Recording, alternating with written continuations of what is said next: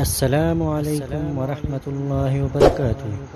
ہمارا YouTube channel درس قرآن و حدیث کو سبسکرائب کریں اور بیل آئیکن کو بھی دبائیں تاکہ ہمارے آنے والی نئی ویڈیو آپ تک پہنچ سکے۔ شکریہ۔ اعوذ باللہ من الشیطان الرجیم، بسم اللہ الرحمن الرحیم۔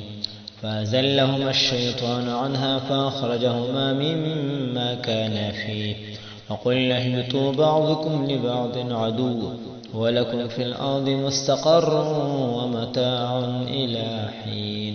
صدق اللہ العظیم۔ سورة البقرہ آیت نمبر 36۔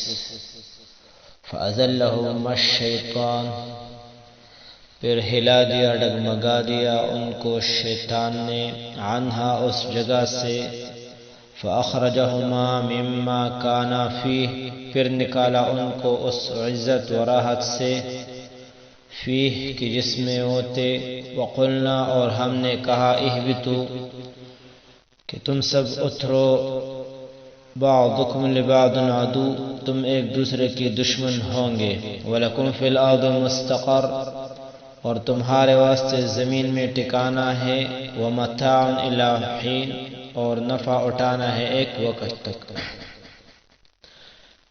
پشتو میں ترجمہ ہے، فأزلہما الشیطان، پس دو کور کر ہغویت شیطان، عنہا دا ہغینا، فأخرجہما پس راویستل دوانا، مما دہا جنتنا، کانا فیہ چاہو دوانا وہ پہاگے کی، وقلنا امونگا افرمائل، اہبتو تاسو طول لاندی کس شی، بعضکم تاسو نزنی، لبعضن دا زنو دا پارا، عدون دشمنان بوی، ولکم استاسو دا پارا، فی الارض پزمکہ کی، مستقرن زید اسیدو دے دا استوگنی دے، ومتاعن الی حین، او فیدہ دا ترسو مدی پورے۔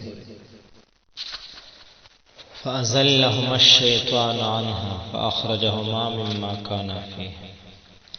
کہتے کہ حضرت آدم علیہ السلام و حوا علیہ السلام جنت میں رہنے لگے اور شیطان کو اس کی عزت کی جگہ سے نکال دیا۔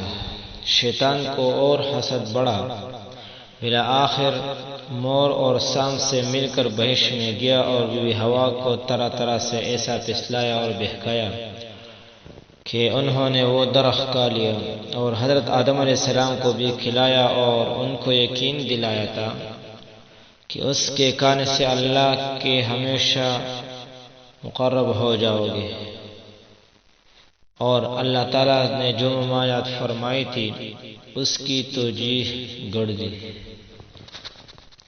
آئندہ یہ قصہ انشاءاللہ تفصیل سے آئے گا۔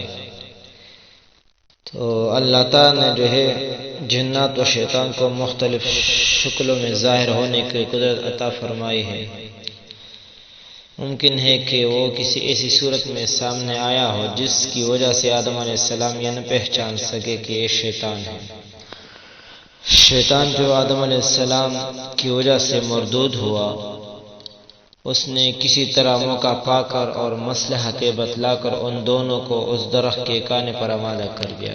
ان کی لغزش کی وجہ سے ان کو بھی یہ حکم ملا کہ اب تم زمین پر جا کر رہو، اور یہ بھی بتلا دیا کہ زمین کی رہائش جنت کی طرح بے غل و غش نہ ہوگی، بلکہ وہاں آپس میں اختلافات اور دشمنیاں بھی ہوں گی، جس سے زندگی کا لطف پورا نہ رہے گا۔ ممکن ہے کہ بغیر ملاقات کے شیطان نے ان کے دل میں وسوسہ ڈالا ہو، اور یہ ممکن ہے کہ شیطان جنات میں سے اللہ تعالیٰ نے جنات کو بہت سے ایسے تصرفات پر قدرت دی ہے جو عام طور پر انسان نہیں کر سکتے۔ ان کو مختلف شکلوں میں متشکل ہو جانے کی بھی قدرت دی ہے۔ ہو سکتا ہے اپنی قوت جنیہ کے ذریعہ مسمرزم کی صورت سے آدم علیہ السلام و حوا علیہ السلام کے ذہن کو متاثر کیا ہو، اور یہ بھی ہو سکتا ہے کہ کسی دوسرے شکل میں، مثلا سانپ وغیرہ کی شکل میں جنت میں داخل ہو گیا ہو، اور شاید یہی سبب ہوا کہ آدم علیہ السلام کو اس کی دشمنی کی طرف دھیان نہ رہا۔ وَقُلْنَا اهْبِطُوا بَعْضُكُمْ لِبَعْضٍ عَدُوٌّ۔ اس خطا کی سزا میں آدم علیہ السلام و حوا علیہ السلام جو اولاد پیدا ہونے والی تھی، سب کی نسبت یہ حکم ہوا کہ جنت سے زمین پر جا کر رہو، باہم ایک دوسرے کے دشمن ہوں گے، جس کی وجہ سے تکلیفیں پیش آئیں گی۔ جنت دار العصیان اور دار العداوت نہیں، ان امور کے مناسب دار دنیا ہے جو تمہارے امتحان کے لیے بنایا گیا ہے۔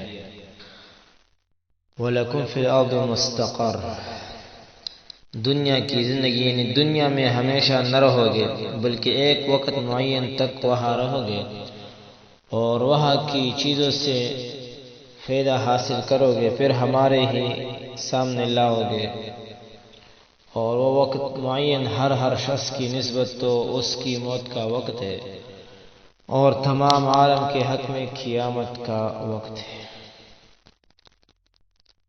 وآخر دعوانا الحمد لله رب العالمين، سبحان ربك رب العزة عما يصفون والسلام على المرسلين، الحمد لله رب العالمين والسلام۔